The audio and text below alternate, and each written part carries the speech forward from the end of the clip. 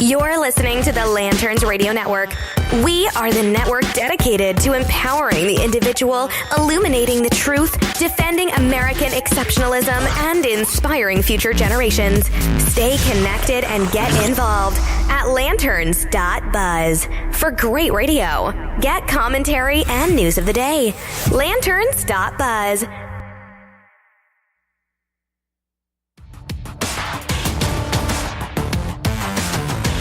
Welcome, fellow patriots.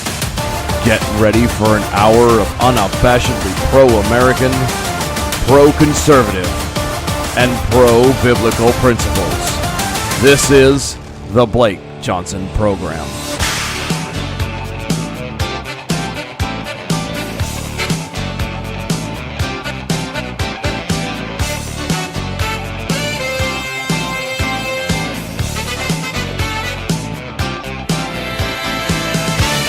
Hello, America.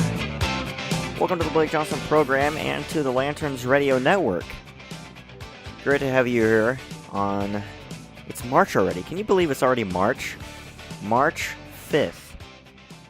We are that much closer to spring, to warmer weather, to happier days. I am very ready for the spring.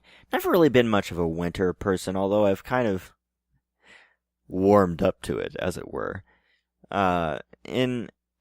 It's okay. I mean, I do like the fact that I don't struggle with allergies much during the winter, but I still like it to be warm, so I'm very, very ready for it to be in the warmer temperatures coming very soon. And that's actually been pretty good the past few weeks here in Missouri.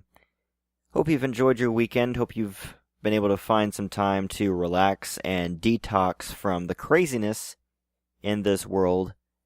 And along with that, that's kind of where I want to take the show today. I feel like I'm at this point in my life where I've just all but given up on politics and looking for solutions in politics and in government and in a politician. Because I've never been somebody who's found solutions in those places. And I think you're like that too. If you're like me, you try to live your life every day by maybe you go to work every day, maybe you're still in school, so you try to get good grades, you try to figure out what path you want to take after school, maybe you're raising a family and you're just trying to take care of your kids, you're trying to provide for them. Whatever the case may be, you're trying to do the best you can with the life that you're already living. Maybe you don't keep in contact with, all the news sites and the news organizations and everything that's going on in the world today. You're just trying to keep your head afloat. You're just trying to keep yourself above water and make something of yourself. I think that speaks for most of us out there. Even for someone like me who does pay attention to politics quite a bit, I've paid attention to it less and less. I've found myself being less and less interested in things of that nature. And it's not that I think it's good to be ignorant or I think it's good to run away from the problems out there. But I think we too often are looking for the solution to those problems in the wrong places.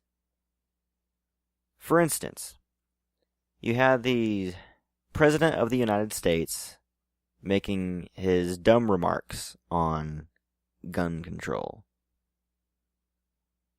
He was in a meeting with congressional lawmakers, Vice President of the United States, and he said, I think we should go after the guns first and worry about due process later. Now, yes, he was referring to mental health. He was referring to the crazies out there.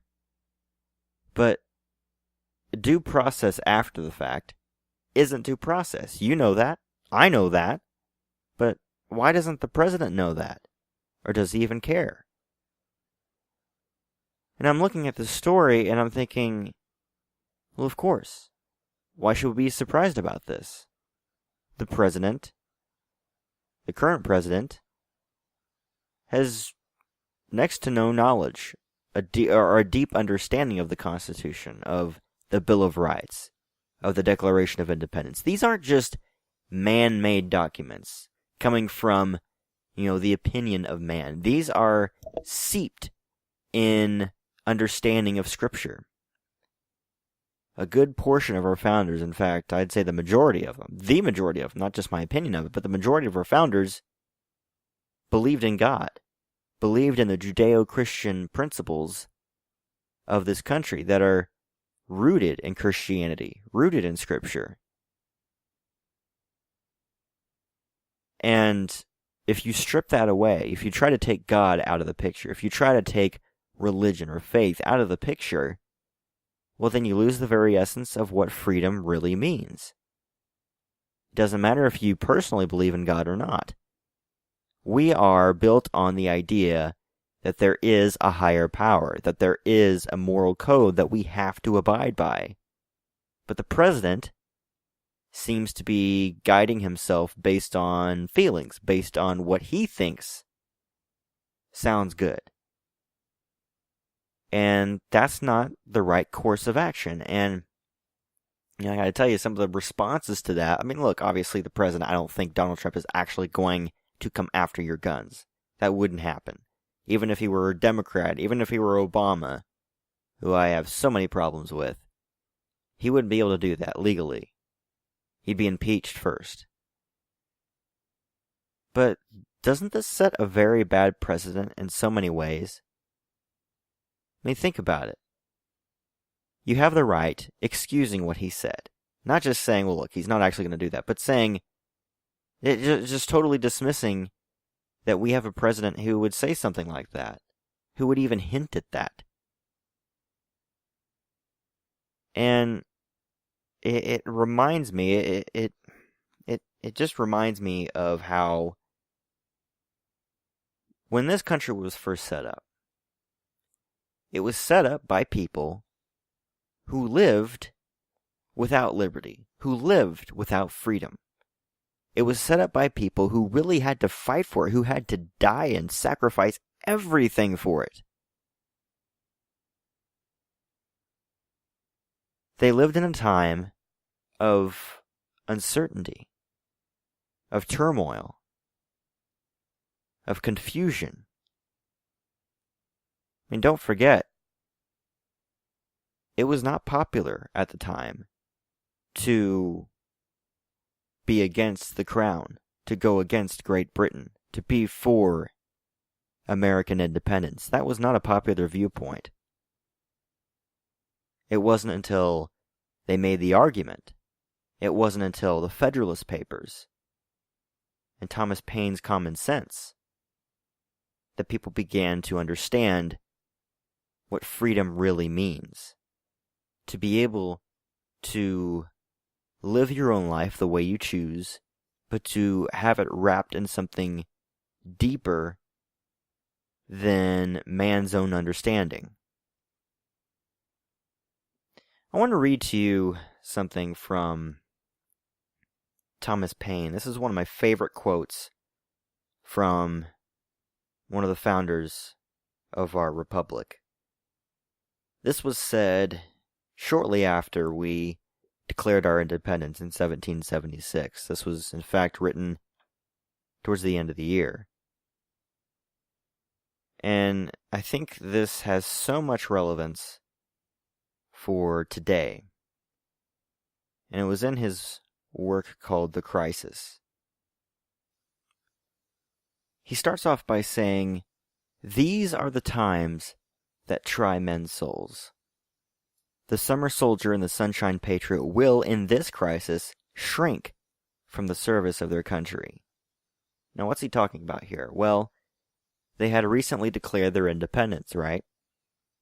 They're in a war to free themselves, completely free themselves from Great Britain. They were in very trying times. Now, who is the summer soldier and the sunshine patriot? These are people who find themselves to be brave in the good times, in the easy times, before it gets hard. They're soft.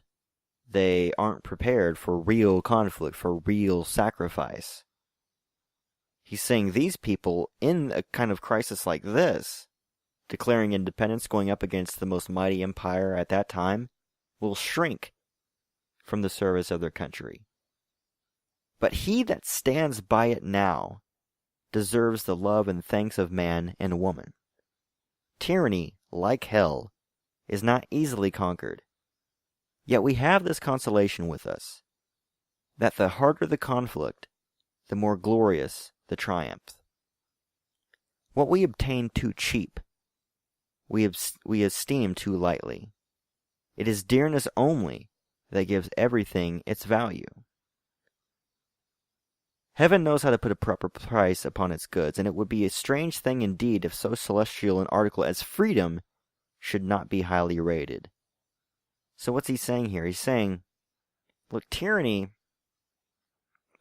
for one thing, is normal. That's the norm. It's normal for people to live under the rule of somebody else. It's not normal for people to be free. A constitutional republic under a Judeo-Christian structure, that's not normal at all. So tyranny is not easily conquered. You can't just beat tyranny. Tyranny is the majority. However, it's like everything in your life today. Nothing in life comes easy. But the things that are truly worthy, the things that truly matter in life, are things that are worth fighting for. And once you actually win, that makes it all the more worth it. And this is my favorite part of his writings. What we obtain too cheap, we esteem too lightly. I mean, how true is that today? Look at all the benefits that we are living under in this republic. The freedoms that we still have, but that we grew up under. We didn't have to fight for them. I mean, how often do we take advantage of the freedoms that we have and we don't really sit down and think just how hard it was to get the kind of freedoms that we have? Freedoms that the majority of the world still does not have today. And you want to talk about freedom. It should never be taken for granted. Because as much as you have to put up a fight to gain freedom, it doesn't take much for you to lose that freedom. So I guess the point of this comes down to, what are you willing to fight for?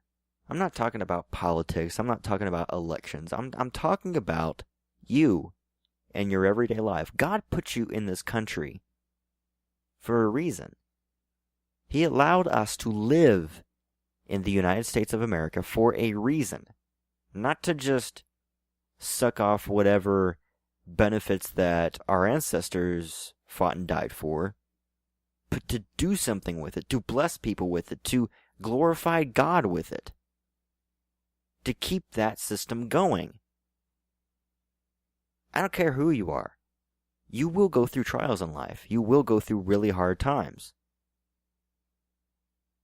And I guarantee you, if we waste the opportunities that we have here in America, that we have here in this great country, we will lose those freedoms. Our children will lose those freedoms. Our grandchildren will. And they'll wonder, how could you possibly give something like this up? How could you possibly say that the government has to take control of virtually every area of your life? Why don't you take control? Why don't you become responsible? Why don't you live for God? To me, that's the answer. It is what this country was built on. Being able to fight for the truth. And we've got to get back to that.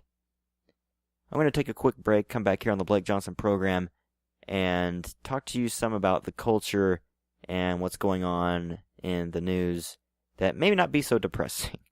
We'll do that after the break here on the Lanterns Radio Network. Stay tuned.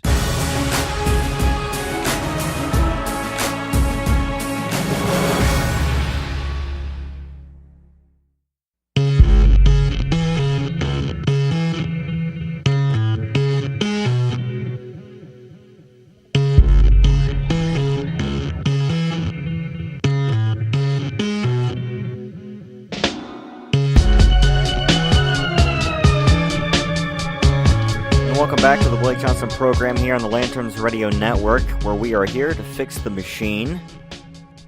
Thanks for staying with us this hour as we try to sift through all the madness that's going on in the world and try to make sense of what's going on, but try to do it in a way that is consistent with a biblical conservative worldview.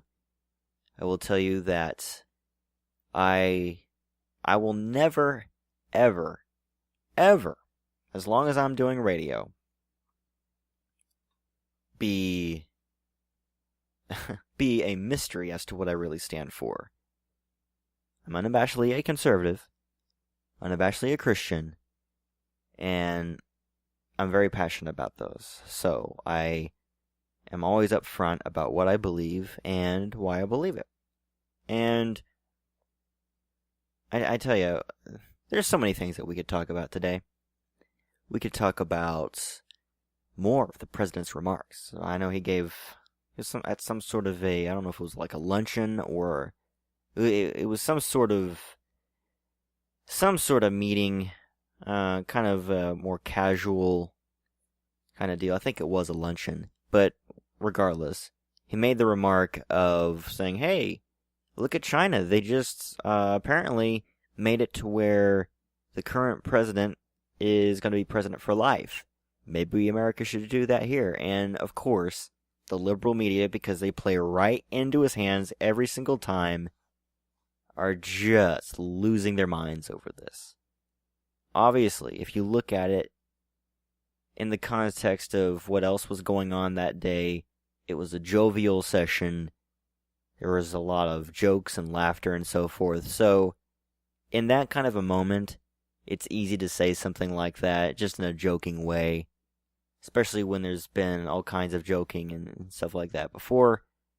So, I don't take it seriously. Was it a dumb comment? Yeah, whatever.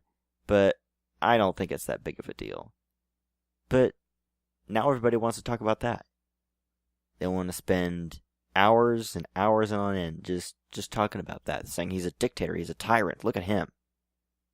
Now look, I have some really big issues with the president.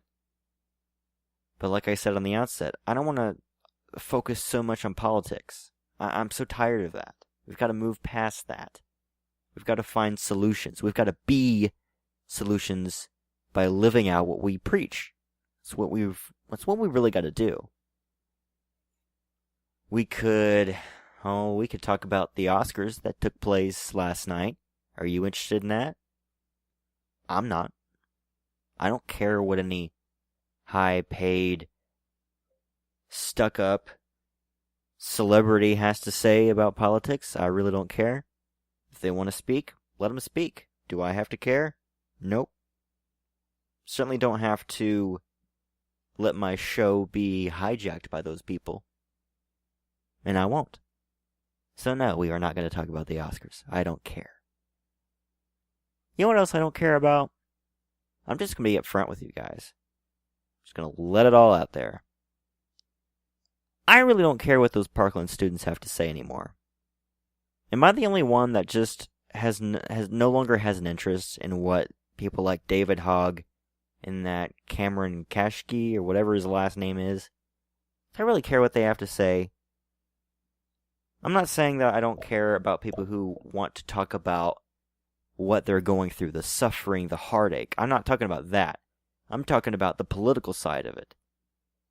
People who are name-calling, who are associating people like Dana Lash with the devil, saying she's going to burn in hell. I'm done with that.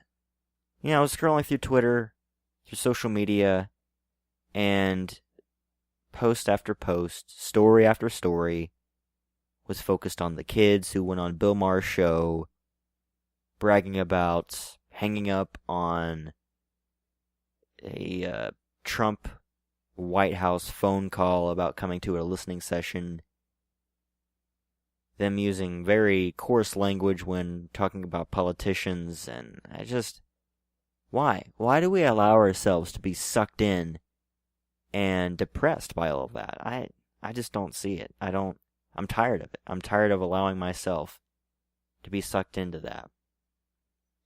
And, this kind of goes into what I want to talk about for this segment. Related to the culture, related to more personal experiences, more real life experiences, things that are closely connected to you.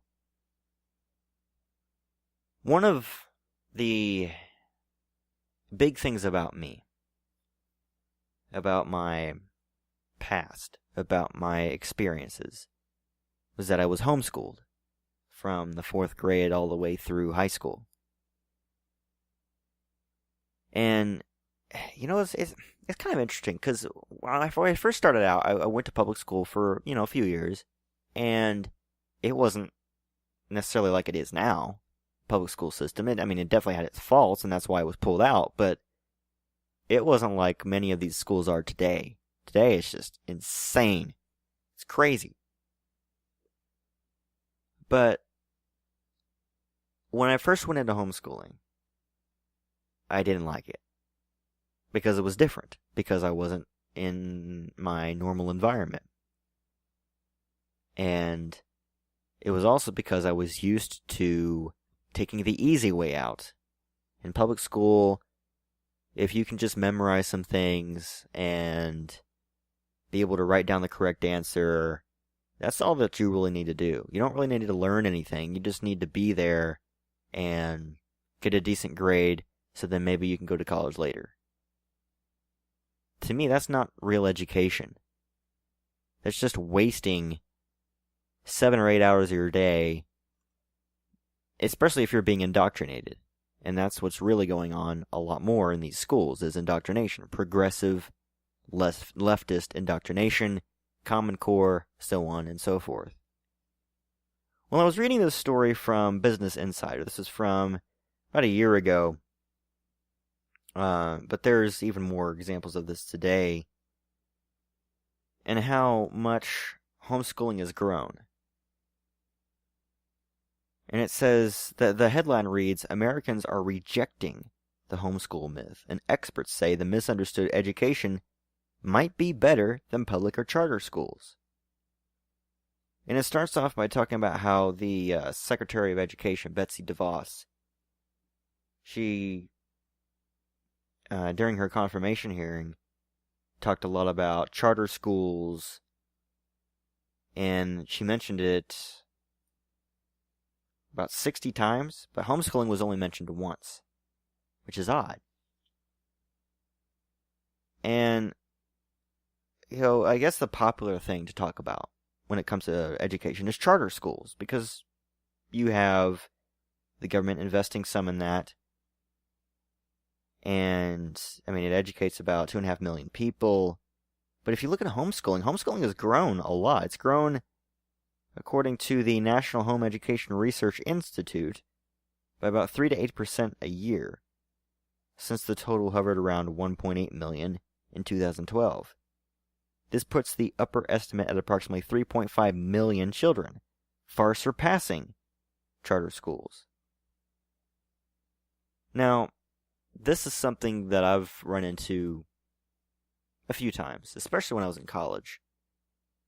When I was in college, there were a few people that just hated the idea of homeschooling. One in particular who just didn't like homeschoolers, didn't like homeschooling, thought it was... you may well have thought it was a form of abuse towards your children if you homeschooled your kids. It's just, she was pretty ridiculous, pretty radical, clearly misunderstood what homeschooling is. And just because, there's a few bad apples doesn't mean the whole system is bad. But that's a common misunderstanding people have. That, there's no structure to it, and kids turn out antisocial. But I gotta tell you, there's plenty of public school kids that I've met who are just as antisocial, just as less structured in their lives. But if you look at the research, homeschooled kids tend to do better in college on tests than their peers in public schools. Far better. I think about 64% or 67% actually are more likely to graduate from college if they're homeschooled, as opposed to about 59% in public school. Even lower for Catholic and private schools. Now, you might think that homeschooling is just for people who want to brainwash their kids with a Christian education. And while that is, that's like one of the, if not the top reason among parents, there is a lot of other reasons too. In fact, there are many examples of parents who homeschool their kids, and it doesn't necessarily have to do with religion. They already have a structured religion, or maybe they're not even Christian. But what is so cool about homeschooling today is, along with the rise in technology, you have increased opportunities to explore. And you see, this is why I really like about education. I don't like the structure of public schools. I don't like the boring, dry lectures of professors who are more interested in their paycheck than actually enlightening a student's mind. What I like about education, especially self-education, is being able to explore, being able to use the resources that are available to learn and to grow and to find out things you didn't know before in the areas of science, in the areas of history and math, economics, reading, all these different things. I mean, it's an endless amount of learning that you can do from the moment you're born till the moment you die, really. But I think too often what we become accustomed to is just that, there's nothing wrong with structure. There's nothing wrong with having a beginning and end, a schedule. But when you get to the point where that is your guiding light above everything else, well, then it doesn't make it to where you really want to learn anything. You're just going through the motions. And that's true with your Christian walk. That's true with a relationship or a friendship. If the only thing you're focused on is the order of things, a process, the do's and don'ts, that takes out virtually all the joy of learning itself. Now, of course, this isn't to demean or diminish the public schools that do a great job with education. There are plenty of public schools, charter schools, private schools that do a fantastic job, and they should be supported. They should be talked about.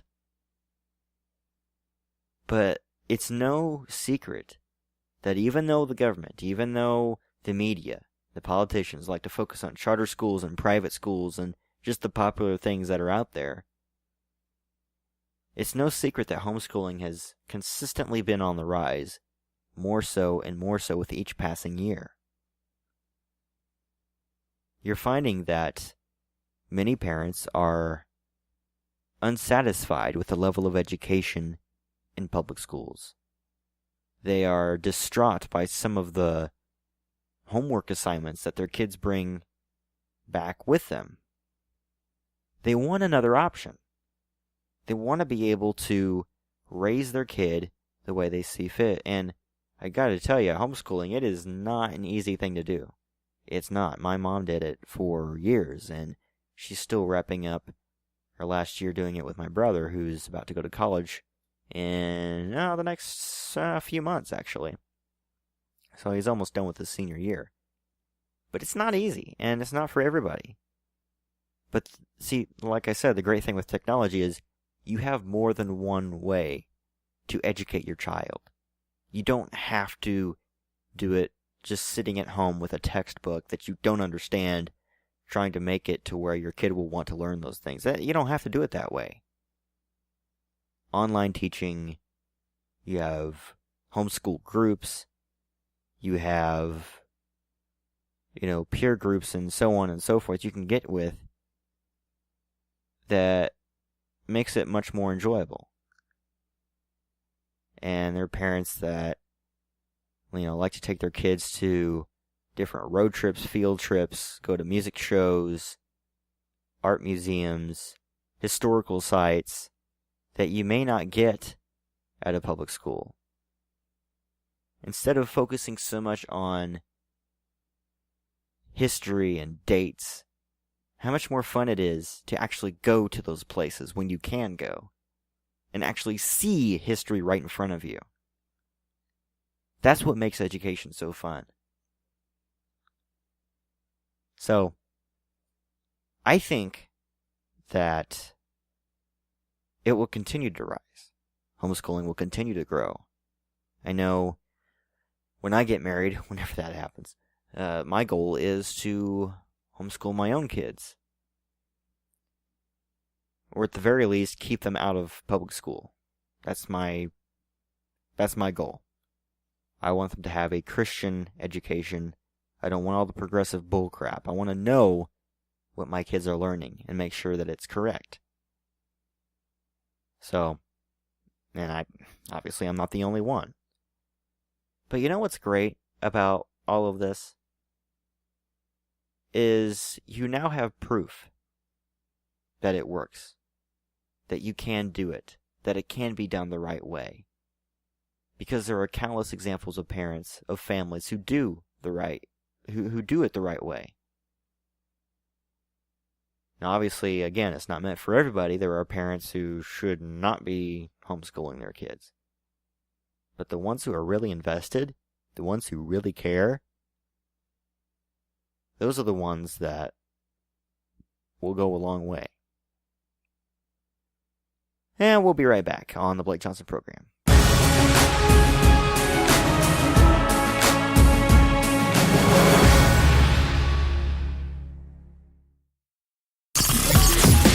You're listening to the Lanterns Radio Network.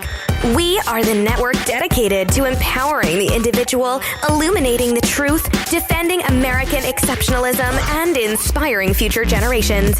Stay connected and get involved at lanterns.buzz. For great radio, get commentary and news of the day. Lanterns.buzz.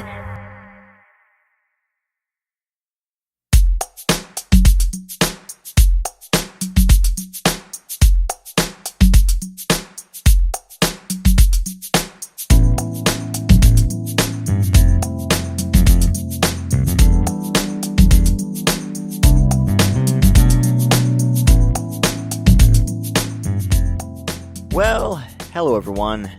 Welcome to the Blake Johnson Program and the Lanterns Radio Network. Forgot to mention this earlier. I don't know if you listened to it yet, but the Defenders of American Exceptionalism podcast, which is also on this network, had me on their show. On Saturday, I filled in for Dylan Lyles, the co-host of that program, and it was a lot of fun. Me and Steven got to spend the hour together just yicking and yakking about the news going on and just kind of offering our perspective on it. So, hope you'll check that out. It's still up there on Spreaker.com or wherever you can find podcasts. iTunes, iHeartRadio, SoundCloud, Stitcher, YouTube, all those great places. Look for the Lanterns Radio Network and the Defenders of American Exceptionalism. And you can listen to that wonderful show and listen to the wonderful delays that took place. Because here's the thing. I'll just be frank with you. I don't live on my own yet. I will in a few months. But right now I live at home. And the reason for that is just got a new car a few months ago and am paying that off in large chunks every month. That way, when I move out, I don't have a car payment to worry about. So it was more my parents' idea, and I was like, oh, okay, well, that makes sense. So, but because I live here, I also have to deal with crappy signal. I mean, it's okay. It's not real crappy. It's just, it's not high speed every day, all day. So it's manageable. But when you're trying to do an hour-long show on Skype, that can be hard. With a delay and... yeah. But it was fun, and I think it worked. So, enjoy that. I know I did such a great job promoting that, but I really think you will enjoy it, so feel free to listen to that. As well as the other programs that we have on the Lanterns Radio Network. Alright, so let's delve into some pop culture, because these are some interesting things that I wanted to discuss. Some sad things, really. First thing, I don't know if you listen to Christian music very much. I listen to it quite regularly, although I will admit most of the stuff I listen to in Christian music are from the 90s and early 2000s. There are a couple bands, a couple artists that I will listen to who do music today, but most of them are artists that have been doing music for a long time. I don't listen to a lot of new artists out there because most of it just sounds the same. Well, one of the groups that I have really enjoyed for a long time is Third Day. They are a Christian rock band that's done a lot of worship music as well, but are known more for their southern rock style of music. And they've been around since, I believe, the early 90s? Early to mid-90s. And they recently came out with an album. I want to say it's called Revival. I don't have that one, but they just announced over the weekend that they are bidding farewell as a band. They're going to be disbanding after this farewell tour that they are getting ready to launch at the end of May. And it's kind of odd because the tour only lasts barely a month. Lasts, I think, from May 31st to June 27th or something like that. But it's barely a month-long tour, and then they're just done. No more tours, no more music. I guess they want to do things different. Like, each of the members of the band want to do their own thing. And that's typically what happens after a while. But it's quite interesting and quite impressive that the members of the band that have been... I mean, the band's been there for over 20 years. And everybody in the band has been there from the beginning, I believe. Maybe except for one person, I'm not 100% sure. But that's not usual. A lot of bands change up over time. But these guys have stayed together for quite some time. Anyway, just thought that was kind of a interesting note there. This is a sad story. I don't know how many of you watch the show MASH. I do. I love reruns of MASH. I think it's one of the best television shows around. And for those of you who haven't watched it, basically it's about a medical unit in Korea during the Korean War. And it's a story about their struggles in war. I mean, it's a comedy show. It's not like a real serious show. It has serious episodes and everything, but it has a mixture of comedy and drama and spouts of romance. All the things that make a show great. It has that in it. Well, one of my favorite characters from that show was a guy by the name of Winchester. He's a British surgeon. Very, very good surgeon, by the way, his character on the show. Played by David Ogden Stiers. I might have pronounced his name wrong, but he's a British actor, I believe. And he passed away over the weekend. And he didn't just do that role in MASH, which was a huge show. He's done a lot of voiceover, a lot of different voices in cartoons and video games. He did the voice of Cogsworth in Disney's Beauty and the Beast. And he did, this is one of my personal favorites. He did the voice of Dr. Jumba Jookiba, the evil genius who created Stitch in 2002's Lilo and Stitch. So he played the big fat alien character with, like, I don't know, 8 or so eyeballs. Yeah, he played the voice of him. Let's see, what else did he do? Well, for one thing, Steers was nominated twice for an Emmy for his work in the show MASH. And he earned a third nomination for an Emmy in the NBC miniseries The First Olympics, Athens 1896, as William Milligan Sloane.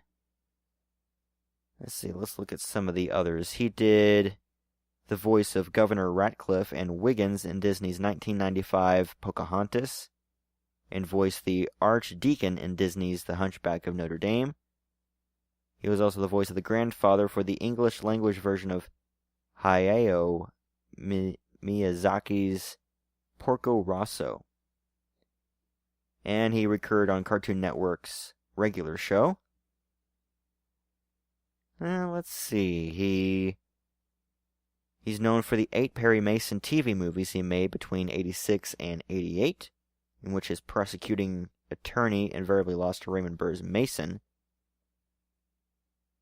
Oh my goodness. He was also involved in shows like Shadows and Fog, Mighty Aphrodite, Everybody Says I Love You, Curse of the Jade Scorpion, in which he played a mysterious hypnotist. So yeah, I mean, he's done a lot of different things, and just a very, very accomplished, well-respected actor. Passed away at the age of 75 from bladder cancer. Just horrible. You know, I see stories like that, and I'm thinking, how long is it going to be until we finally cure cancer? All forms of cancer. I mean, I would think we're close. I mean, I feel like we are close with the research that's done by these major institutions.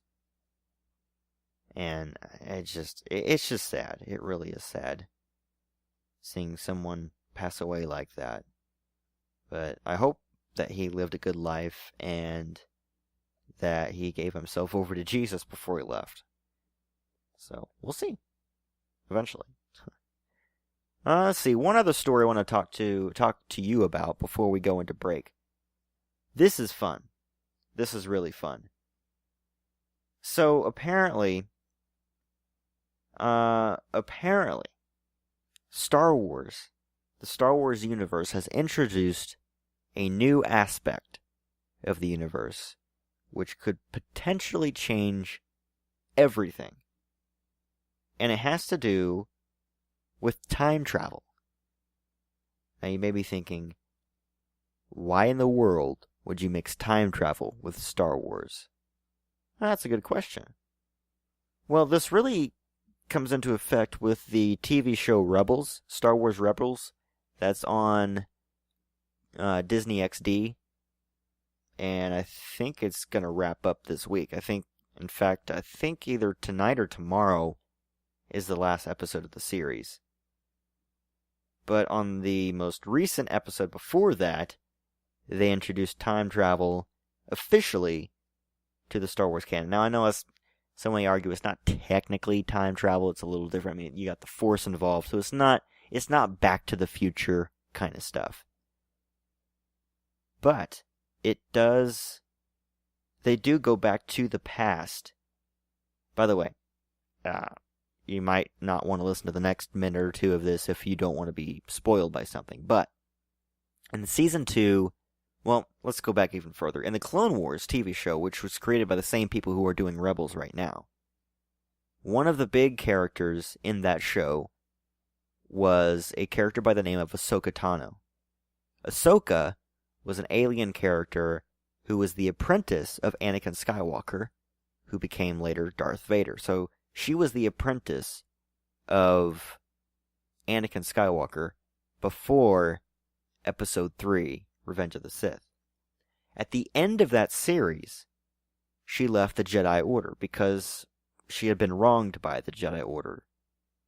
And she got caught up in this conspiracy against the Republic, and she was accused of treason, essentially treason against the Republic, when in fact she was being set up by somebody else within the Order who committed treason. So she had nothing to do with it. But because of how quickly the Jedi fell for it and blamed her and kicked her out of the Order, and because of the corruption that she was seeing in the Jedi Order itself, at the end of Season 5, she decides to leave the Jedi Order. And it was a very, very powerful episode. And in fact, another reason why it was so powerful is it played into Anakin's character and his further descent into the dark side. Because at the beginning of the Clone Wars TV show, Anakin's this, upbeat, let's go get him, almost cheery kind of Jedi who's full of passion and determination. By the end of the show, which gets very close to Episode 3, you see the Anakin that's become more dark and more cynical and more distrusting of the Jedi. So it really builds into that very, very well. Sets it up nicely for the next movie. Well, in the Rebels show, they bring Ahsoka back into the TV show. When she comes back to the show, like 20 years later, nearly 20 years later, she has no idea that her master became Darth Vader. She had no idea, and then in one episode she figures it out. Well, in the last episode, I think it was of Season 2 of that series, she faces her former master in a battle. She fights Darth Vader. But it ends with it looking like maybe she died, because they're going after this artifact and they meet up with Vader, and she basically shoves the main characters away as the door closes behind her and she fights Darth Vader. And then they escape, the planet explodes, and we don't really know what happened. It looked like she died, but then again, Vader escaped, so not sure. Well, apparently, in this most recent episode, the main character of that series is faced with a choice. Do I save this person who is fighting Darth Vader, or do I save someone from our team that could potentially damage the future of the rebellion? And he's faced with this choice. I won't tell you what he decides to do, but it's extremely interesting, and it's something that I've never seen in Star Wars before. So what does this mean for the future of Star Wars? Could they use this again? I don't know. I mean, it sounds like they destroyed the ability to do that again. They destroyed the ability to use, I don't know if it was like I'm saying this because I haven't personally seen the episode yet, but I know what happens essentially in the episode. But it seems like they've left the door open to potentially bring this back in some form or another, maybe in another movie series, in another TV series. But how do you feel about that? Because to me, it's kind of concerning. Because on the one hand, it's cool, but on the other hand, it almost cheapens someone's sacrifice if you could go back and just save them later. You know what I mean? So, I'm hoping that they're very, very careful with using that. Because I like it when someone sacrifices themselves and they're actually gone. Even though it hurts, even though it stinks, it's still more realistic than someone who sacrifices themselves and then later you just go back in time and bring them back. You know what I mean? It's kind of like, oh, okay, well, I guess I didn't need to get worked up over it because now it doesn't even matter. So, we'll see what they do with that, but one of the cool aspects of that episode is that Ezra, the main character of the Rebels TV show, as he's walking along, I think it's the Jedi Temple. It's a Jedi Temple on, I can't remember the name of the planet, but he's walking through the ruins of a Jedi Temple, and he's hearing these different voices through the Force of Jedi long gone. People like Anakin, people like Ahsoka, people like Qui-Gon Jinn and Yoda, He even hears the future voices of Kylo Ren and Rey. So it's really, really interesting. So it's not just a trip to the past, it's basically the space between spaces, as it were. So this is something that I think can really take Star Wars in a new direction after this new trilogy is done. And I'm excited. I'm excited to see where they go with that. But that is the latest that I have on pop culture, to try to take minds away from the depressing stories that go on in the news. Talk about things that are pretty fun, pretty interesting. So we will be right back on the Blake Johnson Show to close out with a scripture reading. And I hope you'll stay tuned for that.